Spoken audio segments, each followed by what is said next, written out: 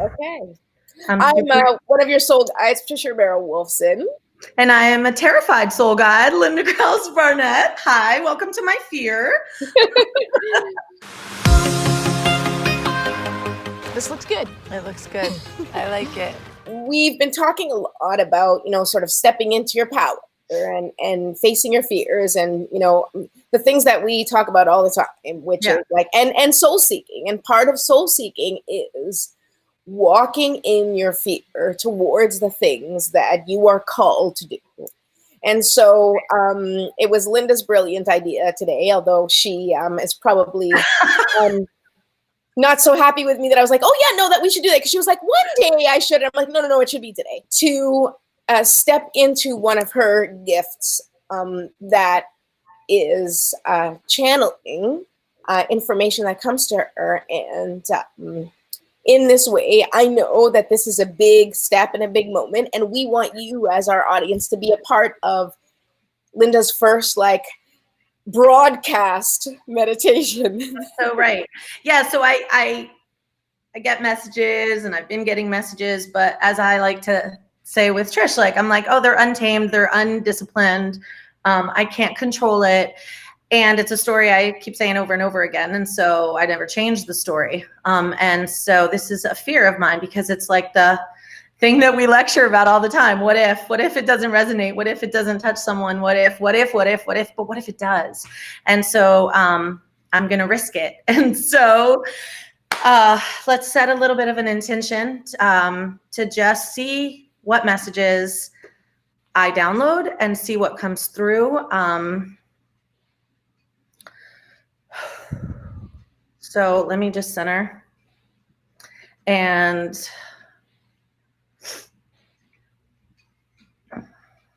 call in what is meant to be said and meant to be heard. I evoke the help of all willing helpers. If you are a soul guide or angels, God, universe, use me as your vessel to transmit the message I meant to speak. So here we go. Okay. I'm so nervous. I'm going to ground myself. Okay, here we go. I'm going to close my eyes so that I'm inside of me.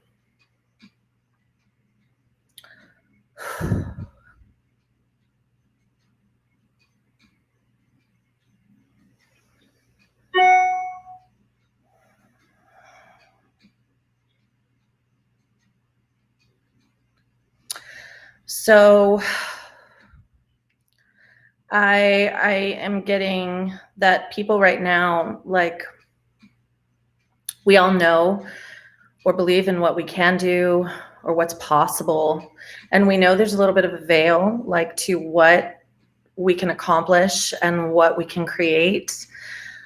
But since it's such new territory, no one wants to be the first person to jump in the pool. No one wants to be the first person to try it out. And so there's a lot of voyeurs right now. There's a lot of people watching other people, just kind of getting glimpses of what it's like. What happens if they do it? Let me see the consequence of them stepping into themselves, and then I'll determine how far I'm willing to go based on my interpretation of how it turns out for them.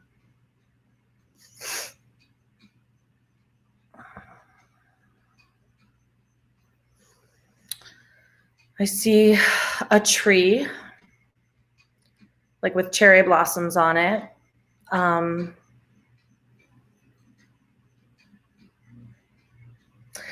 And the trunk of the tree is literally touching my nose right now. I am sitting nose to nose with the trunk of the tree. And it's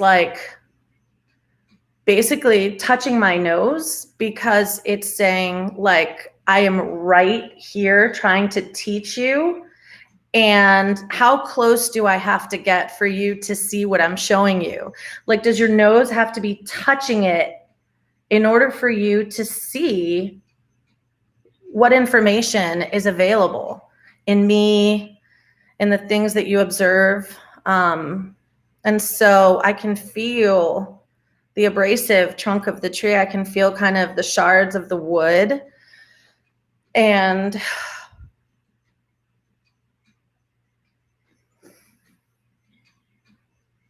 I can feel the strength, you know. I can also, what I'm hearing is like, it's just like the moon, right? That anything spherical, like the tree trunk, like the moon, it's your perspective is based on where you're sitting. So right now with my nose touching the trunk on this side of the tree, I can only see this side of the trunk. I have no idea what's happening on the back side. In order to know what's happening on the other side of the trunk, I would need to change my perspective and see it from a different angle. And so that's important to understand, is that the reality in front of you is from the vantage point and perspective of where you're sitting. And so if you want to see a different side, you have to pivot and change your angle. And there might be something on the other side of the tree. Your expectation is that, well, why should I pivot? The other side of the tree is just like this side of the tree. But that's not true. What if there's like a hole in the other side of the tree with life inside? Like there's a bird's nest or a raccoon little home, or you don't know. It might not look like this side.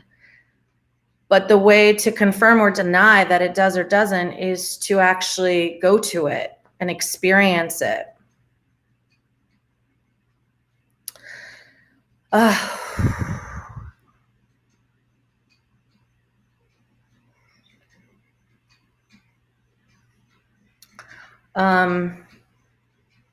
I see chocolate and I don't know why yet. So let me just sit there for a minute.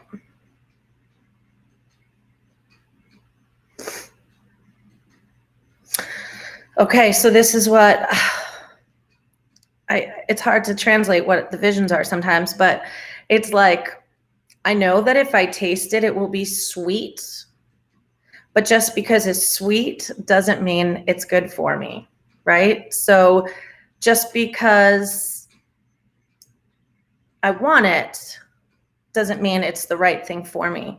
And so it's okay to sit quietly and ask myself, is this good for me? Is this right for me in this moment? Right? So less reaction, more listening, more guidance. And then you'll know it might be right for you. But before you grab for it, before you give into it, you have to ask.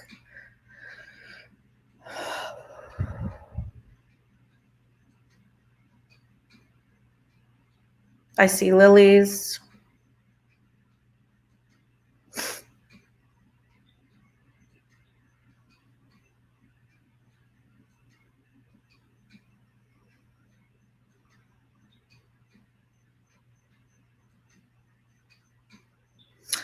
Okay, I'm kind of traveling back up into my headspace, so I'm going to just thank for the messages that came through, and thank you for whatever guidance this may have provided, and thank you for showing me that this is a path that I need to explore more. Thank you for the safety built around it. Thank you for allowing me this opportunity to face my fear and open to a gift. Okay, thank you.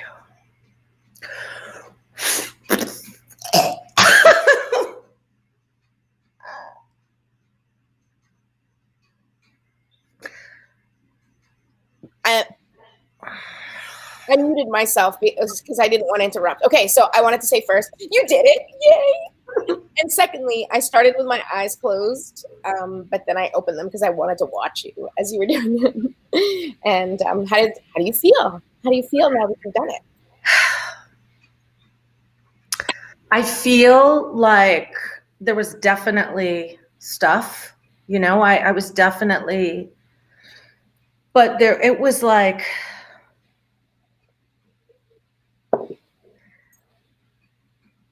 oh, there it is. Oh, it was this contractions. It felt like contractions. That's the best way to describe it, because I kept seeing it but not knowing why. And then it felt, I would climb back up and go, this is silly. Like, and then, oh shit, what if that's meaningless? And then I would kind of dive back in. So it felt good. It felt scary. It felt new. And it felt like it needs to be nurtured. Like it felt like a whisper, and like, don't wait for the yell. Like, I'm here. We can do this gently, Yeah, like a baby learning how to walk. You took your first few steps. How did you feel here? Like, what was coming through listening? Could you hear me? No, I couldn't hear you. Like, well, I felt you, but like, we're kind of connected. Yeah. And I'm empathic, so I could feel like your process. But I didn't necessarily think it came across as like stifled. You know what I mean? Like, it came across as like, I could see that things were coming up for you. What's happening?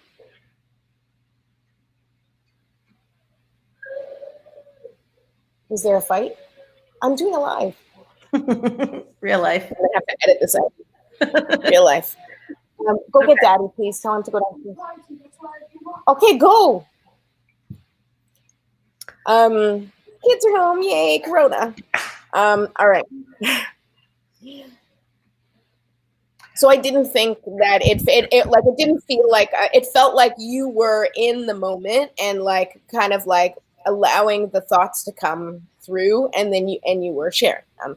And for me, like, a lot of it resonated with me. Like, I really love that image of the tree, like, how close does it have to be? And I feel we talk about that so much, like, with each other. It's like, how obvious does the signs have to be? How loud do the messages have to be in order for you to see that you are getting signs, you are getting messages? And we're like, no, it's like, what? Is there a tree? It's like, can't see the tree through the forest. Can't see the it's so close that you can't even see it. Yeah, it's like, it's right here, and you're like, I can't see what tree, and it was you. Tree. Yep.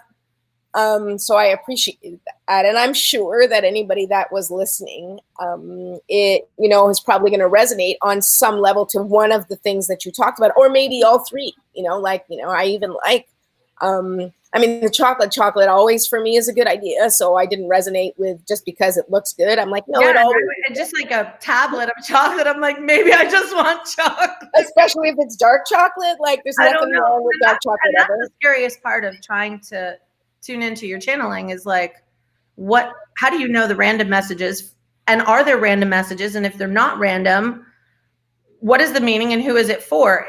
And then you're right back up in your headspace. Yeah. And one of the things that, like, Linda and I have spoken to Shayna, our resident mentor, Shayna Scott, our resident mentor / guru for this type of thing. And one of the things that she says, and I think we aired it in one of our episodes in episode 9 of Soul Seekers TV, we have an interview with Shayna Scott. And if you have any inclination to be connected to, that space, she really breaks it down, even on a scientific level, and what we are made to do, which is to disseminate messages, which are just magnetic impulses. And one of the best things that she ever told us, that I really internalized and took it as an important lesson, is that everything you pick up is information that matters. You may not know why it matters or who the information is for, but everything has significance because your brain is a magnetic detection system. So it is detecting these things for a reason. And all of us can do it. All of us can just get quiet enough to see, and use our technology. Like, this is a crystalline technology. It's there for a reason. Look it up. Research it. Like, this is not just randomly. It's built into our body. Yeah. You've got to question, why do I have it if I'm not supposed to use it?